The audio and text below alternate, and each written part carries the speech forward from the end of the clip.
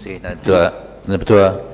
Tema utama Yang Berhormat Perdana Menteri sejak dilantik sebagai memegang jawatan April tahun lalu adalah transformasi nasional Malaysia yang berlandaskan 4 tiang kritikal. Tiang pertama, konsep satu Malaysia, rakyat didahulukan dan pencapaian diutamakan. Tiang kedua, program transformasi kerajaan. Tiang ketiga, model ekonomi baru atau MEB. Tiang keempat, rancangan Malaysia ke-10 sebagai satu operationalized MEB. Yang Amat Berhormat Perdana Menteri memperkenalkan MEB pada 30 hari bulan Mac dan membentangkan rancangan Malaysia ke-10 di Parlimen pada 10 hari bulan Jun. Adalah nyata bahawa perubahan yang besar telah berlaku dalam tempoh 2 bulan yang pendek, di mana Yang Amat Berhormat buat retreat dalam program transformasi nasional dan bertunduk kepada kumpulan-kumpulan ekstrim yang mengeluarkan dakwaan liar dan tidak berasas bahawa kaum Melayu di bawah siege dan kaum Cina akan mengambil alih negara dan ekonomi kita. Hasilnya bukan sahaja rancangan Malaysia ke-10 tidak menjadi dasar operasional pertama MEB, malah ia merupakan funeral requiem untuk model ekonomi baru, menandakan kebumian model ekonomi baru.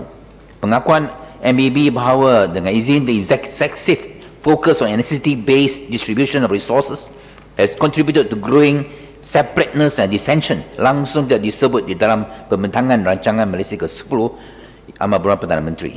Ini diikuti dengan peninggalan MEB dan salah satu dari 8 inisiatif reformasi strategik yang dihuraikan sebagai fundamental untuk mencapai MEB ialah mengenai transparent and market friendly affirmative action. Sebagaimana yang dinyatakan dalam bab 6 MEB, dengan izin, existing affirmative action program and institutions will continue in NEM, but in line with the views of the main stakeholders will be revamped to remove the rent-seeking and market distorting features which have blemished the effectiveness of the program.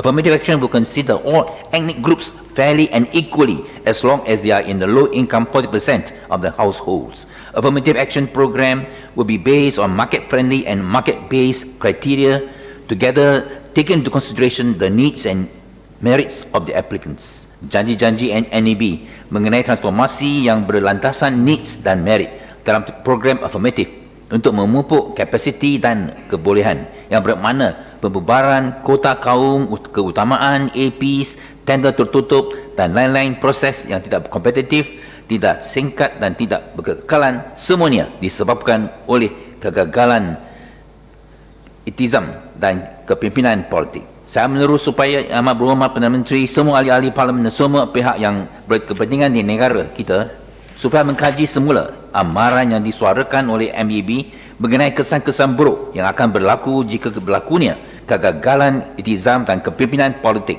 dalam usaha melaksanakan transformasi politik, ekonomi, sosial dan kerajaan pada peringkat nasional. Sebagaimana yang dinyatakan dalam MEB, ada tajuk yang merupakan satu amaran, ialah the time for change is now, Malaysia deserves no better.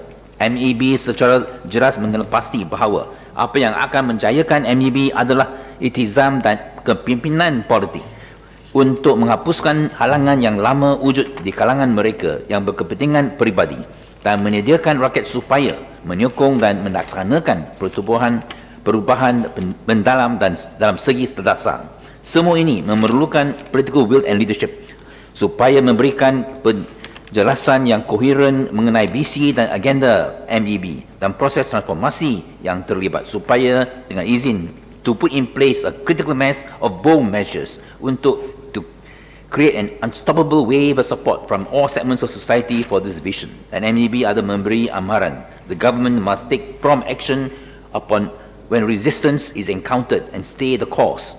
Dalam segi inilah pentadbiran Yang Amat Berhormat telah gagal kerana sebaik sahaja ia menghadapi halangan terhadap cadangan MEB, ia tidak berani meneruskan agenda perubahan. Menteri-menteri haruslah menjelaskan mengapa mereka gagal memastikan bahawa MEB diterima pakai sebagai dasar rasmi sekiranya kerajaan benar-benar serius dalam melihat MEB sebagai tiang ketiga kritikal untuk program transformasi nasional.